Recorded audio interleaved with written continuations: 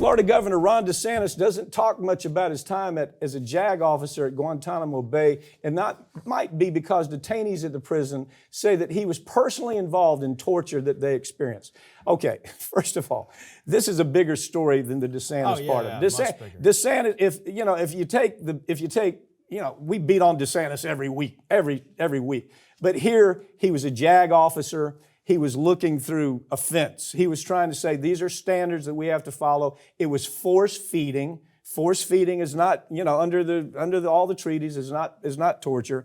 But I mean, the attack on him, it's just going to be a pile-up attack. This is just one of them. Give me your take on it. I think this is a bigger story than DeSantis, because if you go after DeSantis on this, you got to go after all of these people who knew exactly what was Obama. All of Obama's people knew exactly what was going on there, right? Well, and see, that's the problem, is that not a single person was held accountable. When this began under the Bush administration with the torture, not just at Guantanamo, I mean, the Abu Ghraib pictures that were all over the media, they tried to pin it on one or two individuals. They even claimed one of the women involved in torture, when she was born, she had the umbilical cord wrapped around her neck, so it starved her of oxygen.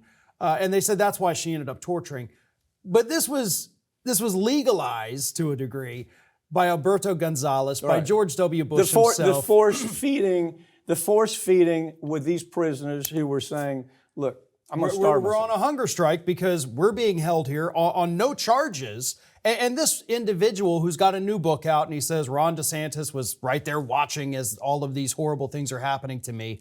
He was released after 14 years with no charges at all. So we just held him and plenty of other folks for over a decade. Yeah. And then eventually said, all right, you can go home. What was going on back then is you'd have tribes that this person in this tribe hated this person in this tribe. So they would tell the U.S. government about it. They would tell the military about it. They would take that person prisoner and put him in Guantanamo. It was just infighting. Yeah. A lot of it was just pure crazy infighting, and it took us years to figure that out. And this guy, as you say, was there for 14 years, and he was, I guess, you can't explain it any other way. He's bleeding through the mouth.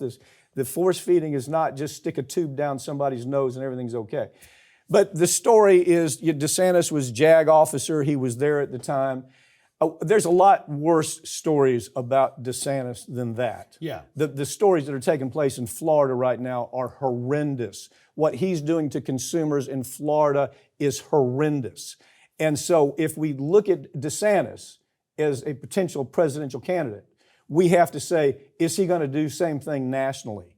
And there's a big history of him really abusing consumers in Florida. And there is. And to me, this story with this prisoner's new book is not even really the DeSantis story. It's the story of how we just hit the 20-year anniversary this week of the Iraq War. Mm-hmm. Nobody has been held accountable for any part of it, whether it's the torture, the lies leading up to it. Colin Powell walking into the UN with his little vial saying, this is proof right here. Complete lie. He admitted that, they lied to me and I lied to the UN. The aluminum tubes, the yellow cake, all of this. Condoleezza Rice lied to her. She should have known a lot more, but the whole thing was a lie. Nobody's prosecuted. Nobody's held accountable. Then it flows over to the Obama administration. Nothing changes there either. Right. Obama comes into office. He's got this stack of evidence, the Gonzales torture memos, all of it. And Eric Holder, his new AG, says, we're going to look forward, not backwards. Yeah, Eric Holder did that because he was trying to... Eric Holder didn't do that because of the war issue. Eric Holder did that because he was trying to protect all of his pals on Wall Street who had burned down the entire damn economy, who lost $13 trillion for the U.S. economy. That's who he represented. He represented those white-collar criminals with his law firm, Covington Burling. And so he comes in and said, we got to look forward. We can't look backwards. Nobody gets prosecuted for anything under Eric Holder's watch. But I guess this is a story from the standpoint somebody can, they can make hay with it. But at the end of the day, there's so many more important stories about DeSantis's abuse of voters, abuse of citizens, abuse of consumers than this story. Hunter Biden has decided that he's tired of being a punching bag, so he's going to start fighting back. He's now filed a lawsuit against the computer repair shop owner for violating his privacy. Okay, why don't you lead with this story? This is really interesting to me just because of the potential legal ramification, not for Hunter Biden, not for the laptop repair owner, but for actual real Americans. This case could impact you. Totally. So here's what it is. Hunter Biden's laptop obviously ends up in the hands of John Paul Mac Isaac at his laptop repair shop. Nobody ever comes to pick it up. As far as I know, nobody paid for the repair. So store policy, you didn't pay for it, you didn't pick it up, the time passed, this is now my laptop. And from there, of course, we know that the photos on there, the information was then given to people like Rudy Giuliani and Tucker Carlson. And so now, a couple years later, Hunter Biden says, this is a violation of my privacy. You've released items that did not belong to you, so I'm suing. But the question is, who did they belong to because of him leaving the laptop? Okay, now first of all, that analysis is brilliant. Thank you. It's brilliant. The question becomes, and it's going to become a question more and more, because does that computer repairman own the computer?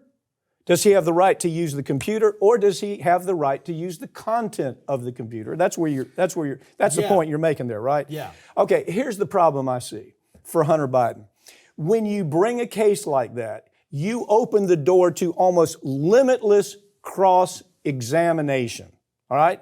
So if I'm cross-examining Hunter, I'm saying, okay, now which part of the information in that computer was not already public? Was it your relationship with prostitutes? Was it your relationship with Ukraine or China? Was it your story about your baby mama, you not paying her, child support? You see the problem. Yeah. You're going to hear the very worst of the attacks coming up again.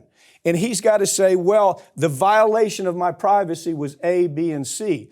But if A, B, and C is already in the public domain, there's no violation of privacy, period. Right. But your point, I think, is a brilliant point. The point is, who owns, what is it that shop owner actually has the right to own? The physical computer or the contents of the computer? Right. And so one of the things that we know that came out of the computer were all the pictures of Hunter Biden. And there are pictures that obviously depict drug use and things like that, the Eminem thing.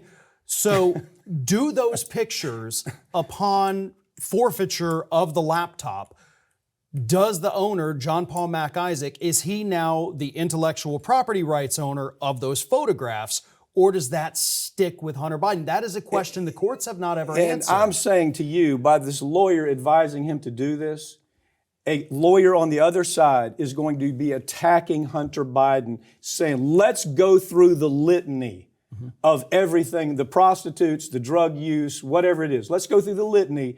You tell me what part is a violation of your privacy. But as he goes through that litany, it's all just another big public explosion about that issue. Issues that people will forget about. Well, they won't forget about it if the cross-examination is done properly on Hunter Biden. Right, and if Hunter's lawyers screw this up badly enough to where this gets appealed and appealed and appealed, then we could be looking at the Supreme Court deciding who owns your photographs on your device. That's right. Because a lot of people... Think what that does to the tech industry. Well, exactly, because when you buy a phone and the people who buy it on the payment plan and pay every month, if you don't pay, you forfeit that phone. So suddenly, does that mean AT&T or Apple now own all your photographs? Yeah. That is what this case has the potential if it goes up there. I love your analysis. We could lose a lot of rights with this case. I love your analysis there. I think it's very smart. Thank you.